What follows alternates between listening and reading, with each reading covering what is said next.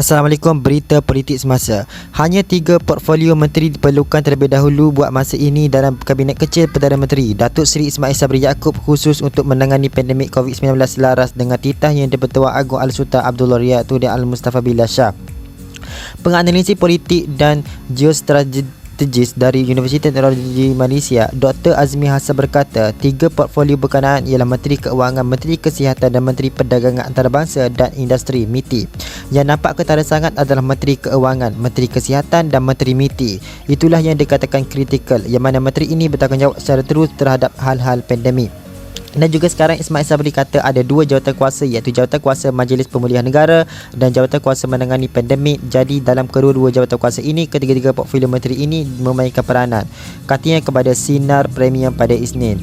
Beliau berkata demikian ketika diminta mengulas beberapa pandangan yang mahu Ismail Sabri menyediakan kabinet yang kecil terlebih dahulu dalam membantu beliau memulihkan negara daripada krisis kesihatan dan ekonomi.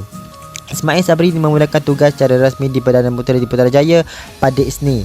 Pentadbiran bekas Perdana Menteri Tan Sri Muhyiddin Yassin sebelum ini mempunyai 70 menteri dan timbalan menteri.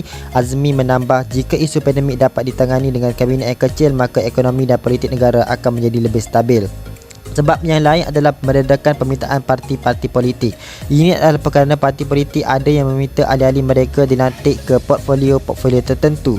Jadi kalau Ismail Sabri sebagai Perdana Menteri hanya membentuk kabinet portfolio penting sahaja, maksudnya mengambil orang yang berkaliber dan bukan bersandarkan parti, maka ia boleh mengurangkan kemarahan mereka yang tidak dilantik daripada parti-parti tertentu.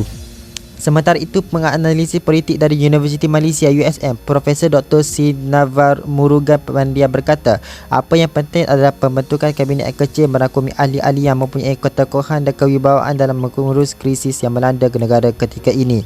Bagi saya, kita memerlukan kabinet kecil yang kita boleh panggil sebagai kabinet mengurus krisis, kabinet yang ada ketokohan, kewibawaan dan kepakaran. Kabinet ini juga harus berdasarkan kepada merit dan bukan kredit hanya kerana diberikan sokongan. Kabinet yang berdasarkan kualiti dan bukan kuantiti seterusnya dapat beri gambaran untuk mengurus kemahuan rakyat dan bukan mengurus kemahuan politik, katanya pada Isnin. Beliau berpandangan pemilihan ahli kabinet itu akan mencerminkan pembinaan dan penjenamaan kepimpinan Ismail Sabri menjadi pengemudi proses pemilihan negara. Beliau turut menjelaskan pemilihan ahli kabinet boleh dipertimbangkan dalam kalangan ahli teknokrat dan mereka yang mempunyai kepakaran dalam pembentuk kabinet yang mantap. Hanya 3 menteri saja diperlukan PM buat masa ini.